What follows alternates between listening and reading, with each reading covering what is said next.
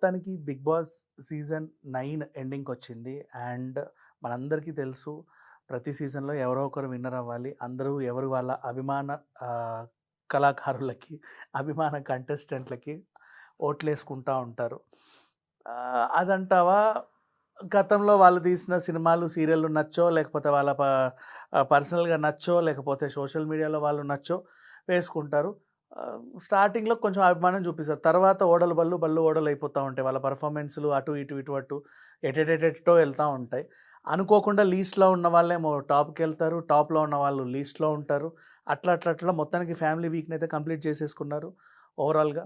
Family week అయిపోయిన తర్వాత అందరికి ఒక అంచనా వస్తది. టాప్ ఎవరున్నారు, ఏంటి అనే సంగతి. వీళ్ళిచ్చే ఇన్‌పుట్స్ కావచ్చు, ఆడియన్స్ అనుకునే తీరు కావచ్చు, ఏదైనా కావచ్చు.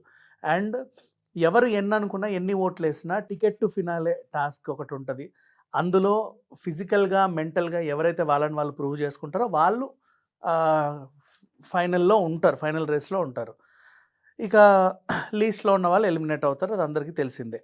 ఈ వీక్ ఓటింగ్ ప్రకారంగా చూసుకుంటే సుమన్ శెట్టి ఔట్ అయ్యే అవకాశాలున్నాయి. కానీ అది మొన్నటి వరకు.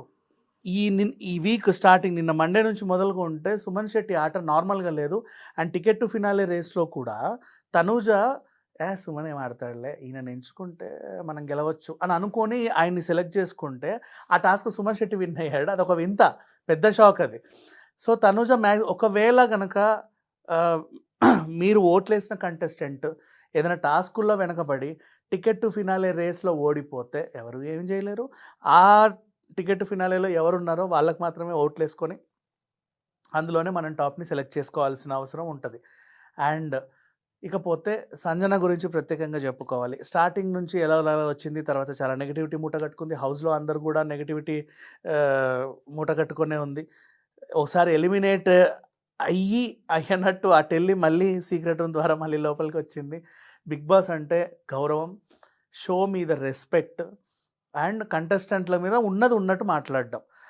మొన్న తనుజ అంటున్నా, గీతు అండ్ అబ్బాయి డెమాన్ పవన్ మధ్యలో జరిగిన సిట్యుయేషను ఎప్పుడైతే మొన్న రీతు చౌదరికి, సంజనకి గొడవ జరిగిందో, రీతు అండ్ డెమాన్ పవన్ విషయంలో ఆమె అన్న మాట తప్పు అని హౌస్ ఖండించింది. ఆడియన్స్‌లో మిశ్రమ స్పందన ఉంది. దాని తర్వాత మాట్లాడుకుందాం. బట్ నాగార్జున గారు అడ్రస్ చేయాల్సిన అవసరం వచ్చి అడ్రస్ చేస్తే, ఎందుకు అలా అన్నావు, అంత మాట అనేసావు. నేను చూసింది చెప్పే హక్కు కూడా నాకు లేదా? అవసరం నిన్ను డిసైడ్ చేసేది హౌస్ వాళ్ళు అంటే వాడేవాడు నన్ను డిసైడ్ చేసేది.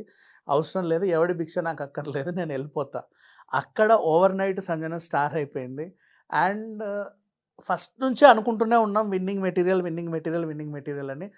100% విన్నింగ్ మెటీరియల్ సంజన. ఈ బిగ్ బాస్ సీజన్ 9 విన్నర్ ఎవరు అంటే ఖచ్చితంగా రాసి పెట్టుకోండి, సంజన గల్రాని.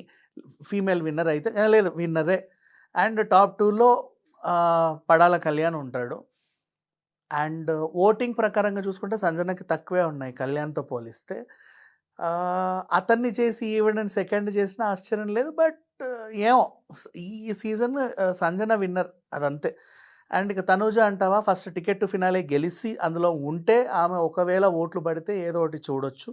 బట్ నన్ను అడిగితే ఇప్పుడు నిన్న ఓడిపోయింది. టికెట్ టు ఫినాలే నుంచి, రేస్ నుంచి ఈమె అవుట్ అయితే కనుక ఇంకా ఎవరూ హెల్ప్ చేయలేరు.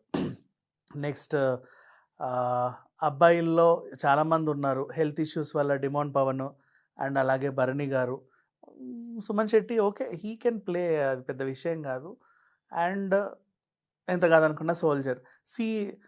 అబ్బాయికి ఎప్పుడైతే ఫ్యామిలీ వీక్లో వాళ్ళ మమ్మీ వచ్చిందో అప్పటి నుంచి అసలు బాగా గ్రాఫ్ పెరిగింది. ఇంకా చెప్పాలి అంటే తన్ని గెలిపిస్తే బాగుండు అనే ఫీలింగ్ కూడా అందరికి ఉంది. కాకపోతే ఈ 9 సీజన్లు అబ్బాయిలే విన్నర్ అవుతారు. ఇన్ కేస్ ఒకవేళ ఒక ఫీమేల్ని విన్నర్ చెయ్యాలని వీళ్ళు గనక ఏదో ఒకటి బమ్మిడి తిమ్మి చేస్తే 100% సంజన విన్నర్ ఈ సీజన్ రాసి పెట్టుకోండి.